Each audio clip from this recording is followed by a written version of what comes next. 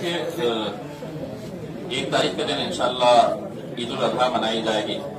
पिछले 4 महीनों से औरंगाबाद की आवाम ने पूरी तरह से प्रशासन का, पुलिस डिपार्टमेंट का साथ देते आए हैं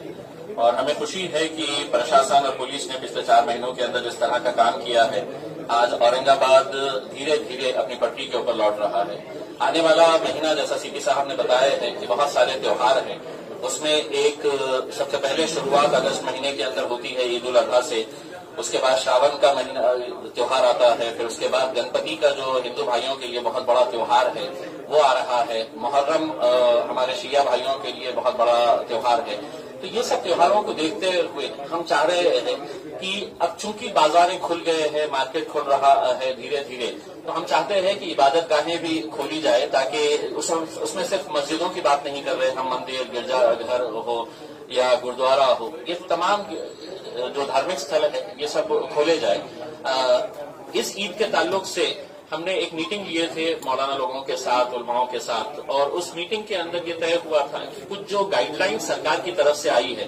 वो गाइडलाइंस के ऊपर चर्चा करने के लिए कि क्या सरकार के गाइडलाइंस ये दीनी एतबार से ये पॉसिबल है क्या फॉलो करना। उसमें एक ये था कि ऑनलाइन है तो आप जानवरों की फरोख्त कर सकते हैं, खरीद सकते हैं, तो ये है कि जो खरीदना चाहे वो खरीद सकते हैं, लेकिन छोटे मोटे किसान जो है जिनके पास छोटे 2-4 जानवर होते हैं, वो आते हैं मार्केट के अंदर, जो पैसा कमाते हैं, तो वो हर एक के लिए मुमकिन नहीं है। जो खरीदना चाहे तो बिल्कुल वो खरीद सकते हैं ऑनलाइन, लेकिन जो नहीं खरीद सकते हैं उनके लिए अगर हम शहर के अंदर 6-8 जगह के ऊपर बड़े जो मैदान है वहां पर अगर हम बड़े मार्केट्स अगर एस्टेब्लिश कर दे, ताकि लोगों के अंदर एक हड़कंप न रहे,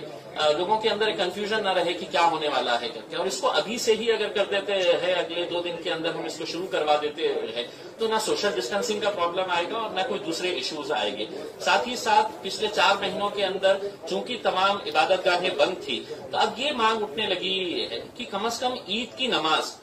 ईदगाह के अंदर पढ़ने की इजाजत दी जाए, जो भी कंडीशंस रहेगी। अब दूसरे मुल्कों के अंदर देख रहे हैं हम कि इबादत गाहें खोल दी गई है, कंडीशंस के साथ किया जा रहा है उसको फॉलो, तो वो कंडीशंस को फॉलो करते हुए अब नमाज जो है वो उसको ईदगाह के अंदर पढ़ने की इजाजत मिले, ये मांग तमाम उलमाए कराम की है। साथ ही साथ गवर्नमेंट ने अपने नोटिफिकेशन के अंदर ये कहा है कि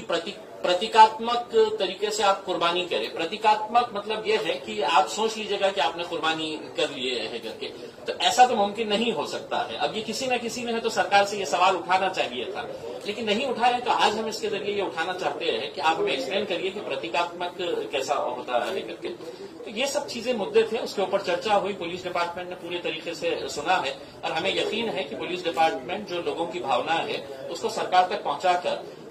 जिस तरीके से फेस्टिवल्स कई सालों से, कई सदियों से हम लोग मनाते आ रहे हैं, उसी तरह से अब ये दोबारा जिंदगी को शुरू की जाए, यही अपील है। Thank you.